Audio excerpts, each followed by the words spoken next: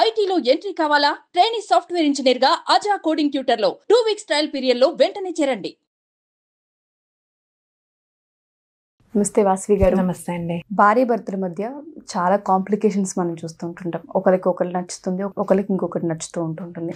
But కొన్నిసార్లు ఎక్కడో మొహమాటం వల్ల భార్యలు ఆగిపోతూ ఉంటారు. కొన్ని విషయాలను ఎందుకో చెప్పరు.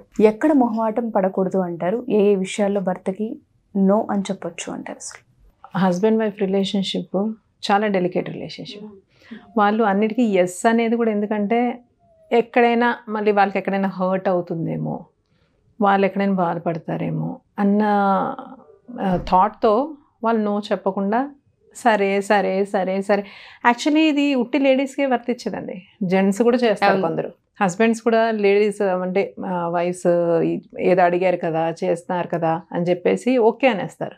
వాళ్ళకి నచ్చినా నచ్చకపోయినా. నచ్చి చేసింది ఒక ఫ్యామిలీలో సంతృప్తినిస్తుంది, నచ్చకుండా చేసింది అది ఏంటంటే ఆ పని అవుతుంది అంతే, మనసుకి సుఖం ఉండదు. అండ్ ఇంకోటి ఏంటంటే అది waste of time, waste of energy, waste of money అండి. ఫర్ చిన్న ఎగ్జాంపుల్ ఇస్తాను నేను. బర్త్డే కదా అని చెప్పేసి మోస్ట్లీ వైఫ్స్ ఏం చేస్తారు అంటారు కదా, జెంట్స్కి యానివర్సరీ డేట్స్, బర్త్డేస్ గుర్తుండవని. లేడీస్ అన్నీ ఎక్కడెక్కడో ఒకటి గుర్తుపెట్టుకుని అన్నీ ఇది చేస్తారు కదా. సో వీళ్ళు ఏదో గిఫ్ట్ కొంటారు, అది హస్బెండ్కి నచ్చుతుంది అని చెప్పి వీళ్ళు అనుకుని కొంటారు.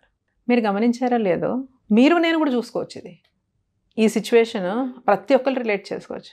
కొనిచ్చినప్పుడు okay very nice thank you అని తీసుకుంటారు. అది ఎన్నిసార్లు వేసుకుంటారండి? వాళ్ళు ఇష్టంగా కొనుక్కున్నది బట్టలకు అనుగుణంగా మార్చి మార్చి వేసుకుంటారు, అవే వేసుకుని వెళ్తారు. అదే మనం ఇచ్చిన దాంట్లో నచ్చింది ఉన్నదనుకోండి, అలాగే మార్చి మార్చి కంటిన్యూస్గా వేసుకుంటారు. చెప్పాలనుకుంటుంది ఏంటంటే ఇద్దరు కన్సెంట్తో నచ్చినది ఏదన్నా కానీ, it can be a thing, it can be a decision. ఇంట్లో ఏదైనా టాపిక్ మీద డెసిషన్ అయి ఉండొచ్చు.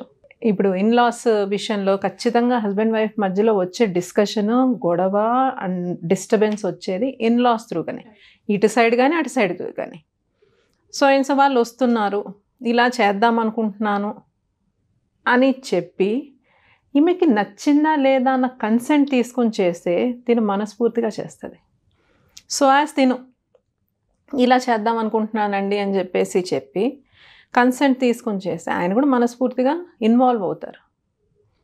మోస్ట్లీ మనం చూస్తున్నాం చూడండి, అట్లాంటి సిచ్యువేషన్స్ వస్తాయి. వీళ్ళు వీళ్ళ పనిలో ఉంటారు, వాళ్ళు వాళ్ళ పనిలో ఉంటారు. మరి పిలిచిన వాళ్ళని ఎందుకు పిలిచాం? నామకానికి. అలా చంపుకొని చేయడం వల్ల మనకి ఒరిగేదేం లేదండి, డిస్టర్బెన్సెస్ తప్ప.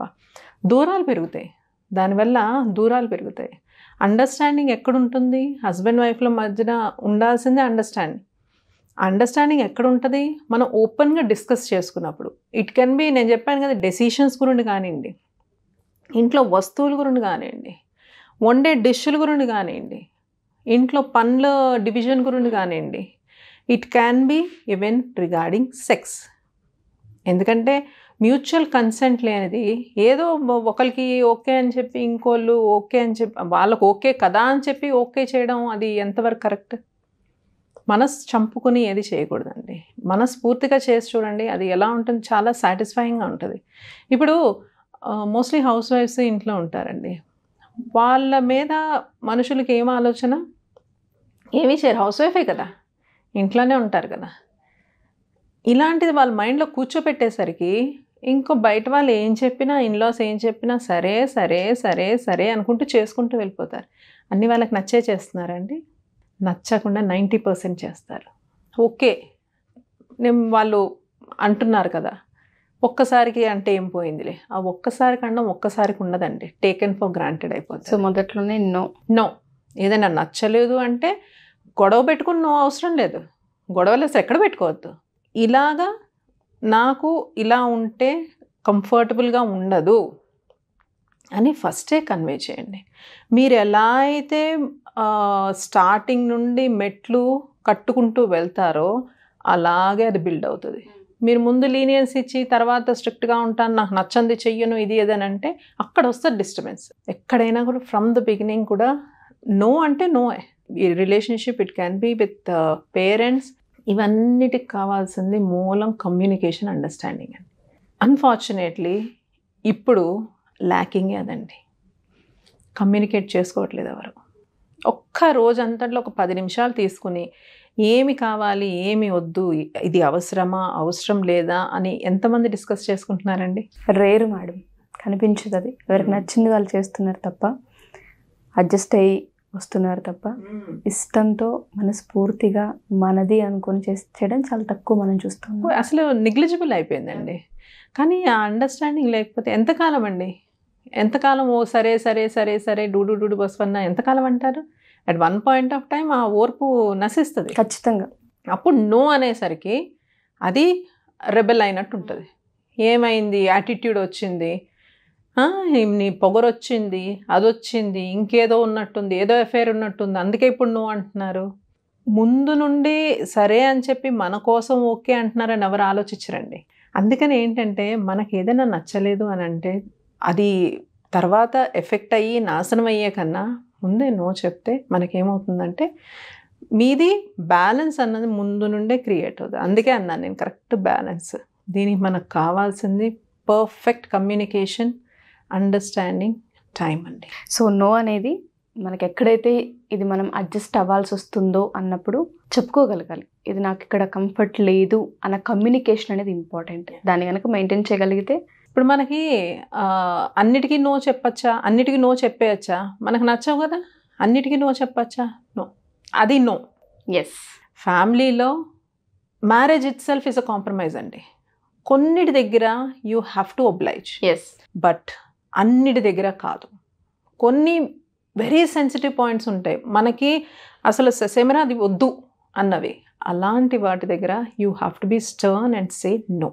మొహమాటాలు, అడ్జస్ట్మెంట్లు అక్కడ కుదరవు. సో ఈ ఎపిసోడ్ చూస్తున్న ప్రతి ఆడపిల్ల కూడా 1-2 సార్లు ఎపిసోడ్ కంప్లీట్గా చూడండి. చాలా మైన్యూట్ డీటెయిల్స్ ఉన్నాయి. మనం ఎలా ఐడెంటిఫై చేయాలి, ఒక రిలేషన్లో మనం స్టెప్ వేస్తున్నాము అంటే లైఫ్ లాంగ్ కట్టుబడి ఉంటామా, లేదు అంటే మధ్యలో వదిలేసి వెళ్ళిపోతూ ఉంటుంటారా, సంకేతాలు ఏంటి, సంకేతాలు ఎలాంటి అని అడుగుతూ ఉంటుంటారు చాలామంది. సంకేతాలు అంటే 100 సంకేతాలు ఏ మనిషికి ఉండవు, ఒకే ఒకటి కనిపిస్తూ ఉంటుంది. మాట, యాక్షన్ 2 ఒకేలా ఉన్నాయా, లైఫ్ లాంగ్ ట్రావెల్ అవ్వగలరా లేదా, ఎమోషనల్ సపోర్ట్ ఉంటుందా లేదా, లేదంటే ఇది పై మెరుగులు మాత్రమే అని తెలుసుకోవడానికి వాళ్ళ మాట తీరు, వాళ్ళ యాక్షన్ని బట్టి ఐడెంటిఫై చేయొచ్చు. అది ఎవరికి వారికి తెలుస్తూ ఉంటుందని డాక్టర్ వాసవి గారు చాలా క్లియర్గా ఎక్స్ప్లెయిన్ చేశారు. సో ఎవరైనా సరే రిలేషన్షిప్లో ఉండి ఏదైనా ప్రాబ్లం వల్ల బయటకు వచ్చి డిప్రెషన్లో కనుక ఉంటే ఖచ్చితంగా వాసవి గారిని అప్రోచ్ అవ్వచ్చు. లేదా మాకు అట్రాక్షన్స్ ఉన్నాయి బట్ క్లారిటీ లేదు, లైఫ్ ఎలా ముందుకు తీసుకెళ్లాలో అర్థం కావట్లేదు అనుకున్న వాళ్ళకి కూడా కౌన్సిలింగ్ ఉంటూ ఉంటుంది. పర్సనల్గా ఎవరైనా సరే డాక్టర్ వాసవి గారిని కలవాలి అనుకుంటే కింద స్క్రోల్ కాంటాక్ట్ చేస్తే వాసవి గారి టీం మీకు పూర్తి డీటెయిల్స్ ఇచ్చే అవకాశం ఉంటూ ఉంటుంది. Thank you ma'am, thank you so much. Welcome అండి.